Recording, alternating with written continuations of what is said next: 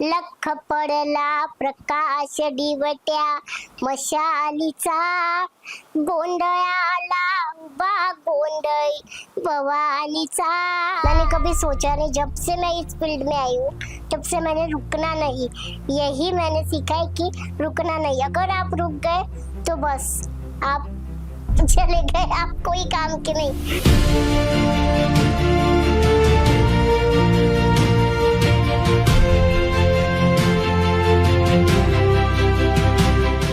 जो भी हमारी कला है उसे आप दिखाइए। आप उसको बंद करके एक पेटी में बंद करके बंदिश नहीं रखना चाहिए, उसे खुले आसमान में उड़ने देना चाहिए। जो भी कला है में अलग कुछ बनाने की है ऊर्जा, जो भी आपको बनाना है वो तो आप ट्राई कीजिए। नहीं, आप ये कर सकती है, आप जरूर आगे जा सकती है।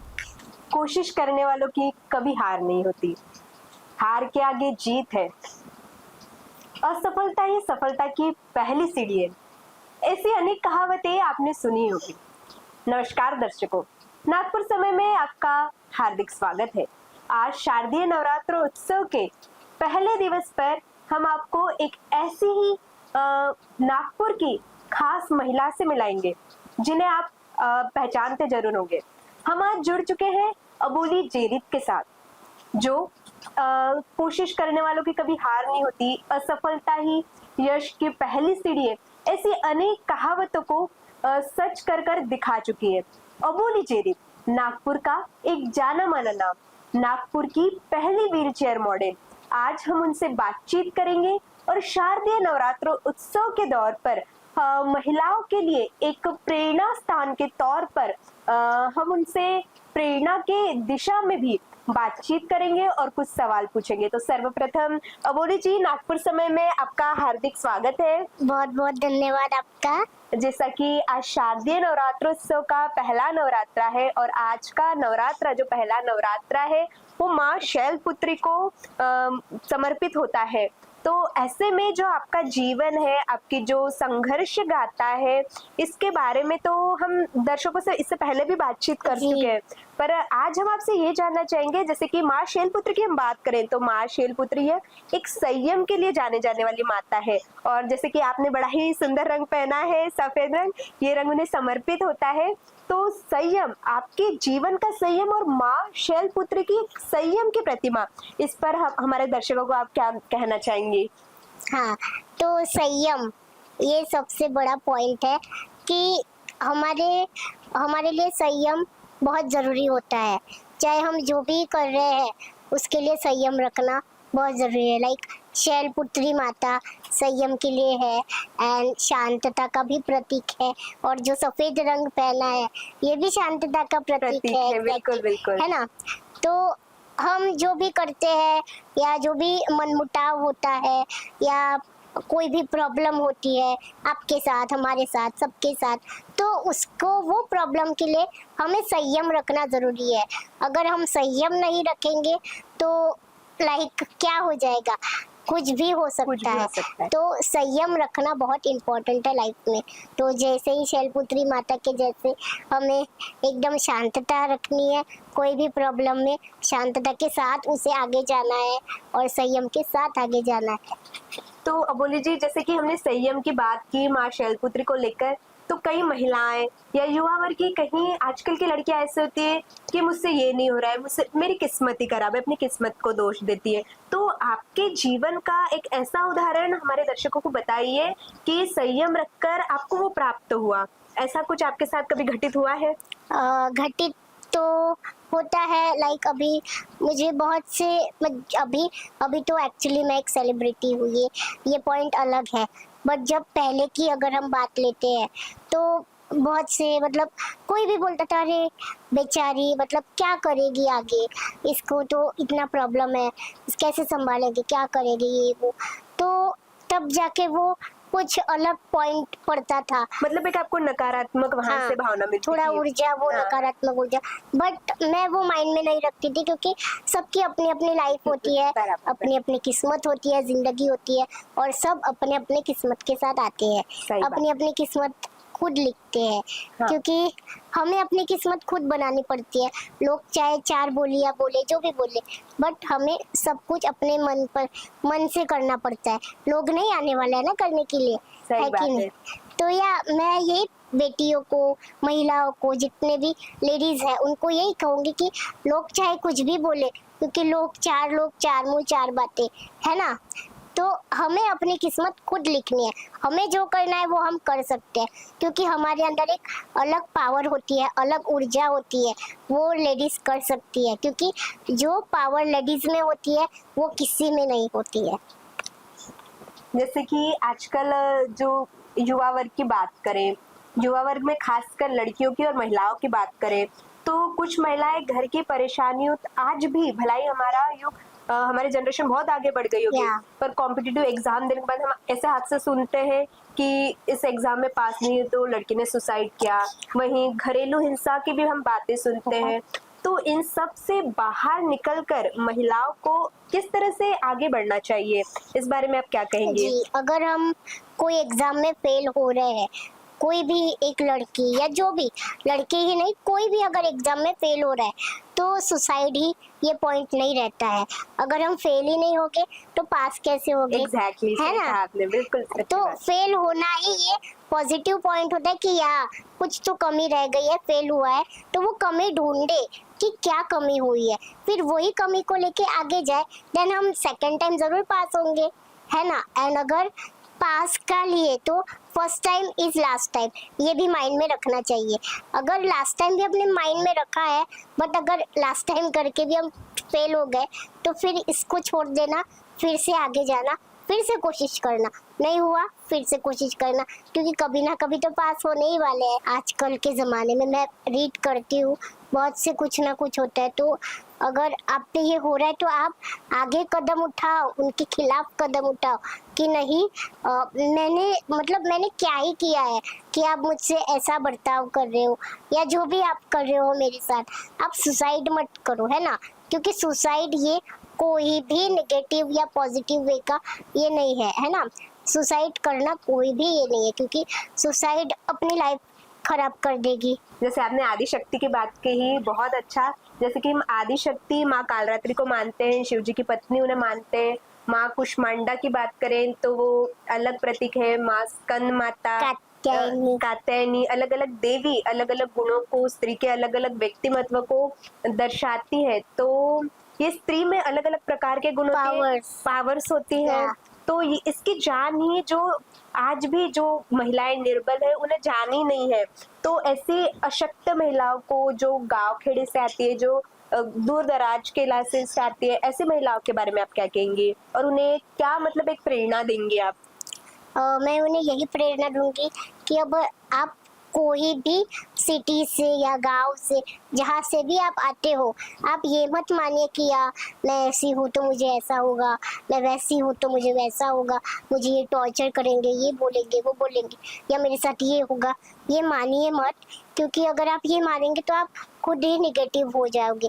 आप ये मान के चलिए कि हमारे अंदर एक अलग प्रकार की पावर है, आप खुद ही में स्पेशल है। हाँ, खुद में ही हम स्पेशल है। अभी मैं खुद को रोज मैं सुबह उठती हूँ, क्योंकि जब जागो तब सवेरा, है ना? बिल्कुल, बिल्कुल। जब तक आँख नहीं खुलती तब तक कुछ बता नहीं सकते कि सवेरा हो गया नहीं। तो मैं रोज भगवान को थैंक यू बोलती हूँ कि आपने मुझे दिन दिखाया, रात दिखाई, और दिखा रहे हो रोज रोज।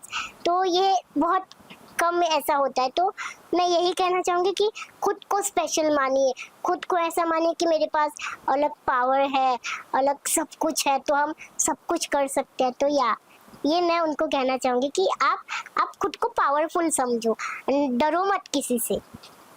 जो भी बीच में हुआ था पाकिस्तानियों का हमला, उसमें कई हमारे जवान मारे गए। तो ऐसे हम लोग को लेकर फिर उसमें हमारी जो भारतीय नौसेना की कन्याएं थी, उन्होंने आगे आके अपनी वीरता दर्शाई। उन सबको लेकर कुछ दर्शकों को बताइए।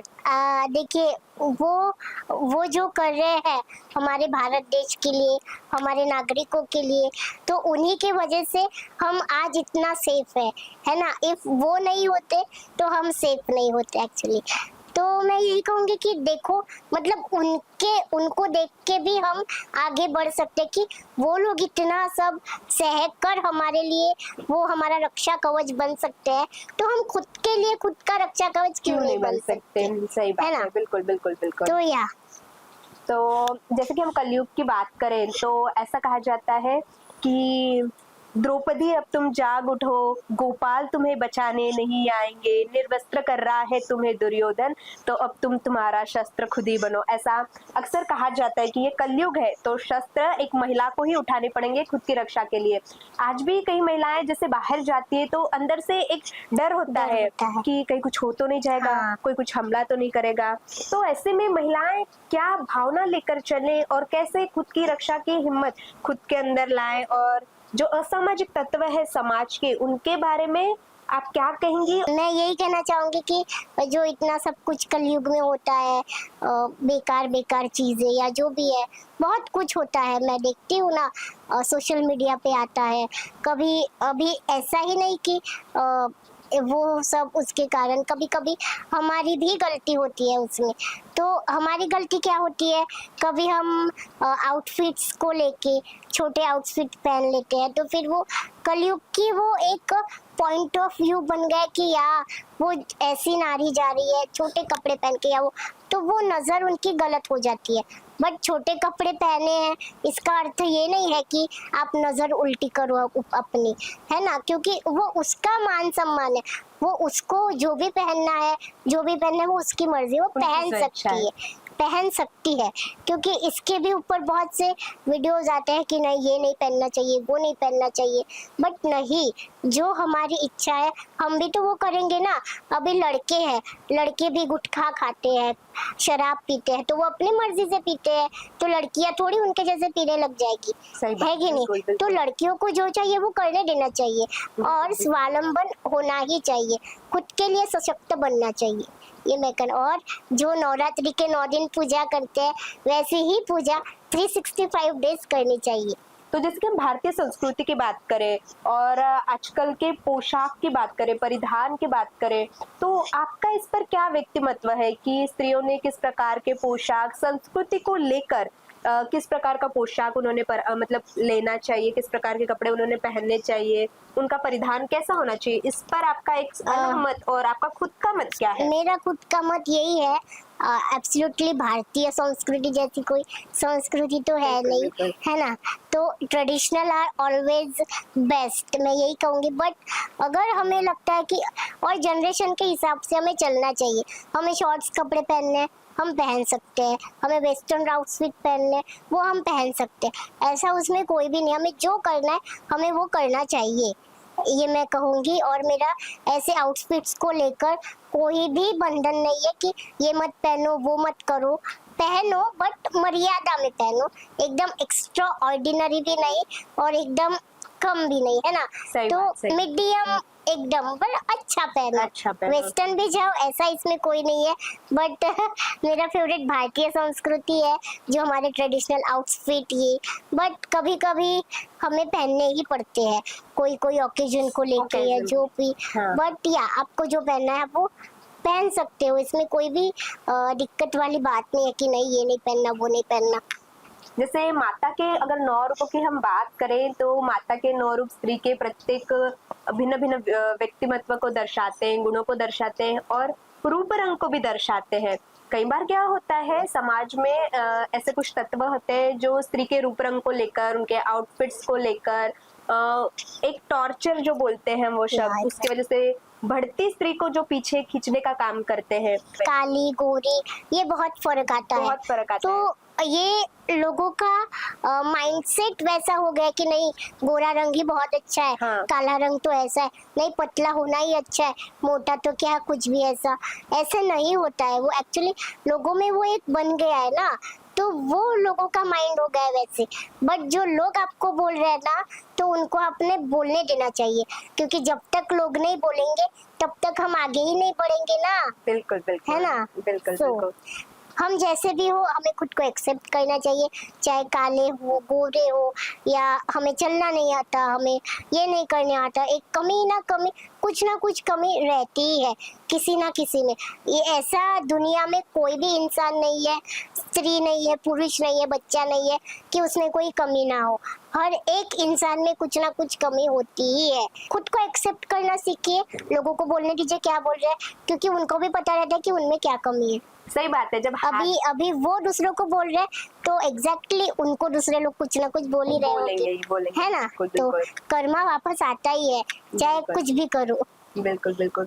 और आस्था भी यही कहती है, भक्ति भी यही कहती है, और विश्वास भी यही कहता है कि कर्म आपके पास घूम फिर के आपका कर्म आपके पास आता ही। अवश्य आता है। जब हाथ की 5 उंगलियां हमारी बराबर सेम नहीं है तो फिर रूप रंग के बारे में हम क्या ही कहें। बोलेंगे। और जैसे माता रानी की बात करें तो माता रानी के जो अध्याय है, माता रानी के जो विभिन्न गुण है, उनके अवतार है, ये अलग अलग मतलब हमें कुछ ना कुछ सीख देते हैं, सीख देते दर्शाते हैं। हैं। तो 9 माताओं की सीख है, गुण को एक शब्द में आप क्या मतलब क्या महिलाओं के लिए कहेंगी? आप बस उनके फेस पे देखिए, वो एकदम अलग सा अट्रैक्टिव फेस, कोमल सी स्माइल, उनकी आंखें, उनके हाथ, यही दर्शाता है कि हम सब कुछ कर सकते हैं, हम पावरफुल है।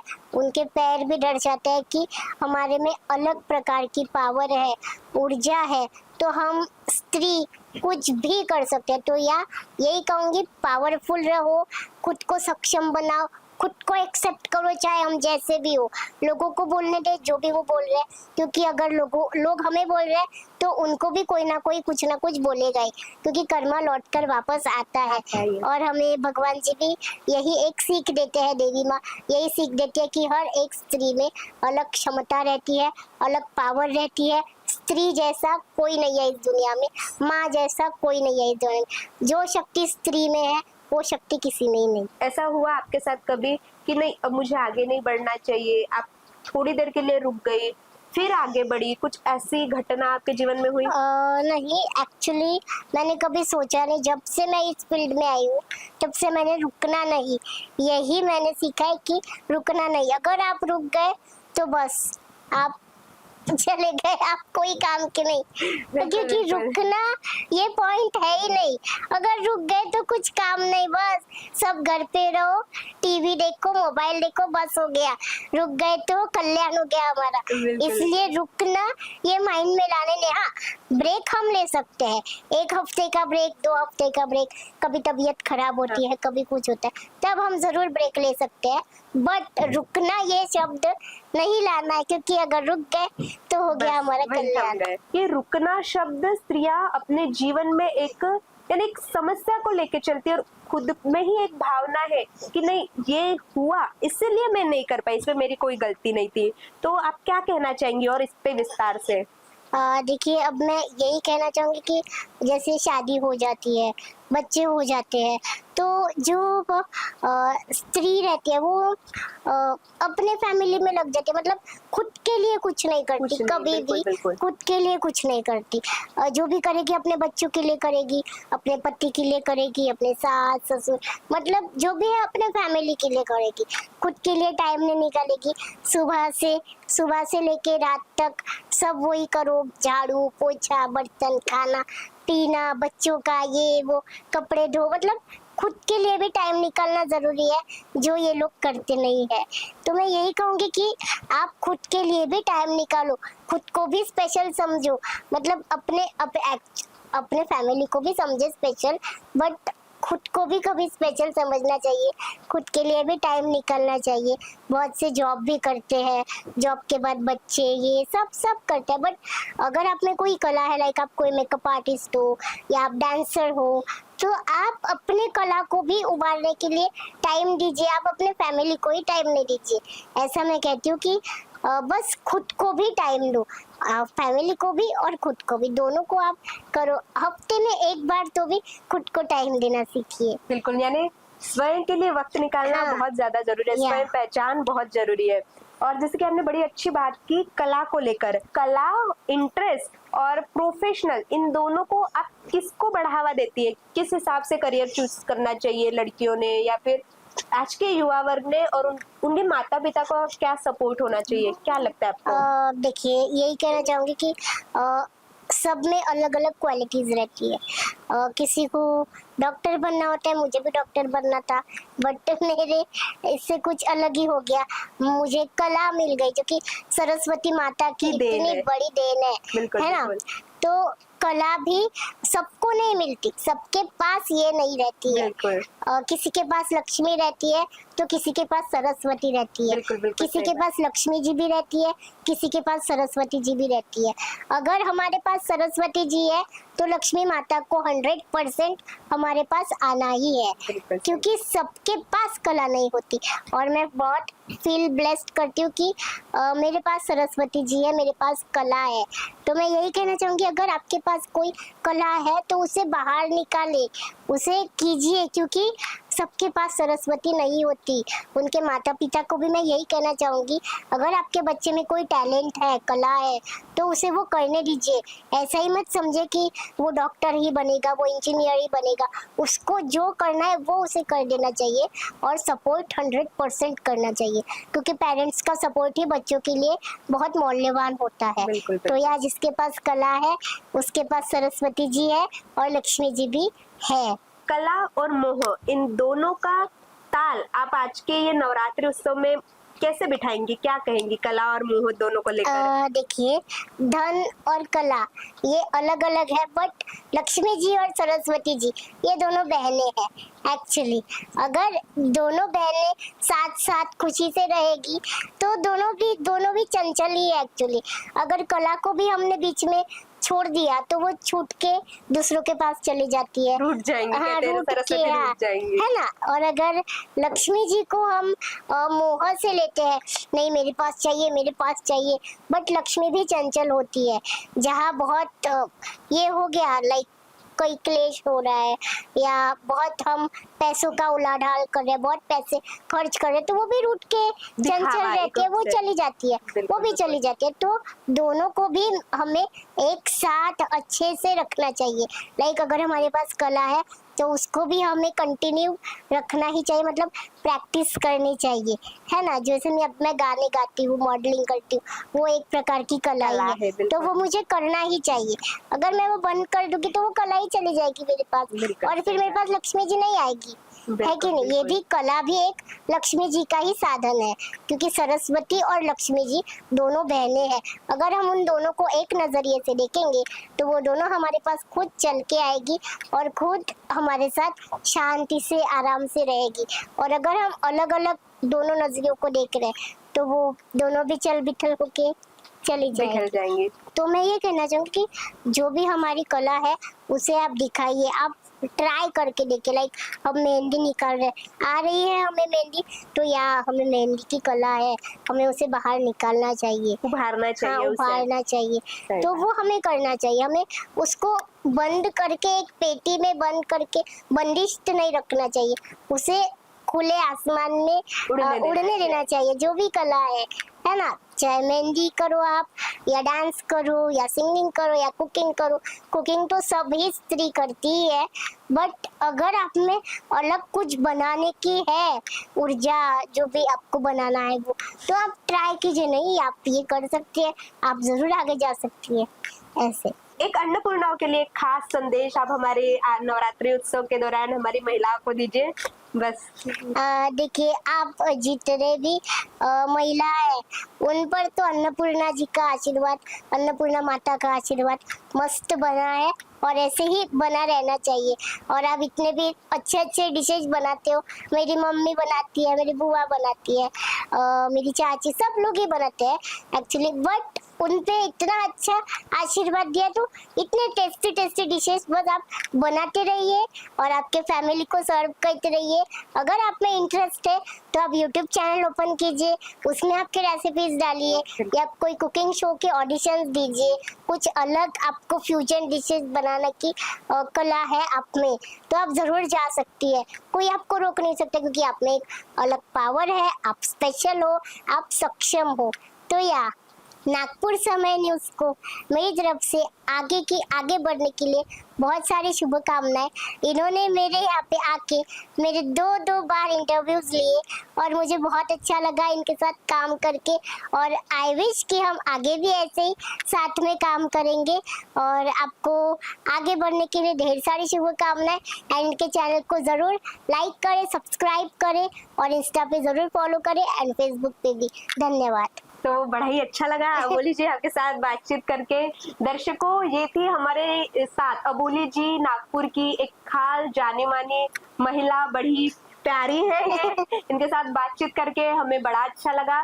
तो शारदीय नवरात्र उत्सव को लेकर, हम माता रानी के रूपों को लेकर और आगे भी ऐसे ही जानी मानी हस्तियों से, महिलाओं से बातचीत करेंगे, उनके जीवन पर प्रकाश डालेंगे और महिलाओं के गुणों को, उनके अंदर की शक्तियों को कैसे उन्हें उभारना है, ऐसे ही उनसे हम मोटिवेशनल बातें करते रहेंगे।